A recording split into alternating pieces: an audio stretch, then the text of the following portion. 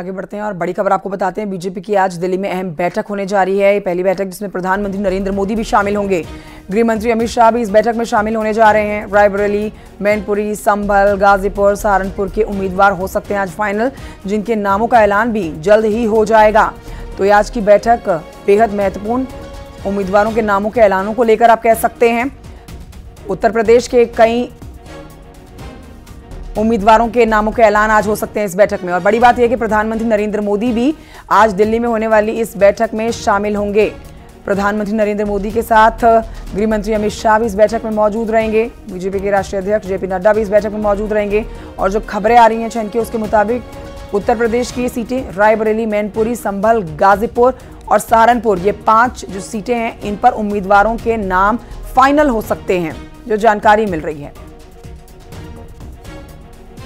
2024 लोकसभा चुनाव के मद्देनजर आज का दिन बेहद महत्वपूर्ण आप कह सकते हैं, क्योंकि प्रधानमंत्री इस बैठक में मौजूद रहेंगे और प्रधानमंत्री की मौजूदगी में ही उत्तर प्रदेश के 5 ऐसे जिले जहां पर सीटों पर नाम फाइनल होकर उन नामों को सामने रख सकते हैं।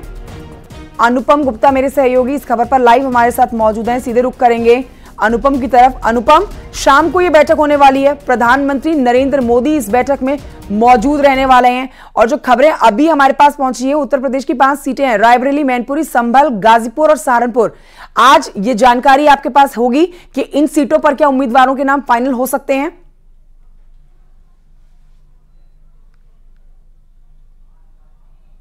को बता दूं कि बीजेपी ने इस बार लोकसभा चुनाव को लेकर 80 में से 80 सीटों पर किस तरीके से बीजेपी को जीत मिले, इसकी रणनीति पर वो काम कर रही है। और यही वजह है कि पिछली लोकसभा चुनाव में जिस तरीके के परिणाम आए थे, 64 सीटों में बीजेपी और उनके सहयोगी दलों की तरफ से जीत दर्ज कराई गई थी। 16 सीटों पर उन्हें हार का सामना करना पड़ा था। हालांकि 2 सीटें ऐसी है जिस पर बाद में उपचुनाव में बीजेपी को जीत मिली, लेकिन बीजेपी ने तकरीबन 14 सीटों का एक लिस्ट बनाया है जो बीजेपी कमजोर श्रेणी में बीजेपी ने उसको डाला है। और बीजेपी को लगता है कि इन 14 सीटों पर बीजेपी कहीं ना कहीं अगर वहां पे अच्छे तरीके से चुनाव लड़ती है तो 14 में से 14 सीटों पर जीत दर्ज कराई जा सकती है।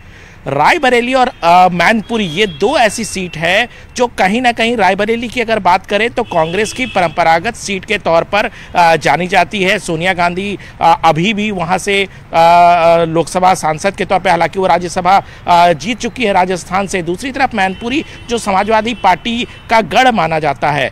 ये 2 सीटें ऐसी है जो बीजेपी के लिए बहुत टफेस्ट सीट के तौर पर है। बीजेपी चाहती है कि अगर रायबरेली अगर कांग्रेस से जीत ली जाए और मैनपुरी अगर समाजवादी पार्टी से जीत जाए तो एक बड़ी मनोवैज्ञानिक बढ़त के तौर पर इसको देखा जा सकता है। इसके अलावा जो 14 सीटों की हम बात कर रहे हैं, उन 14 सीटों में रायबरेली, मैनपुरी, गाजीपुर, संभल, मुरादाबाद, ये ऐसी सीटें हैं जहां बीजेपी नहीं जीती है। और आज की बैठक, जो केंद्रीय चुनाव समिति की बैठक होगी प्रधानमंत्री नरेंद्र मोदी और जेपी नड्डा की अध्यक्षता में, इन सीटों पर बीजेपी आखिरी मुहर लगाएगी। उन पर पहले से चर्चा चल रही है। जो राज्य स्तर के क्षेत्र के तरफ से जो पैनल पे नाम आए थे, उस पर गहन मंथन किया गया है और आज उस पर मुहर लगाई। बढ़त तो राज्यसभा के चुनाव के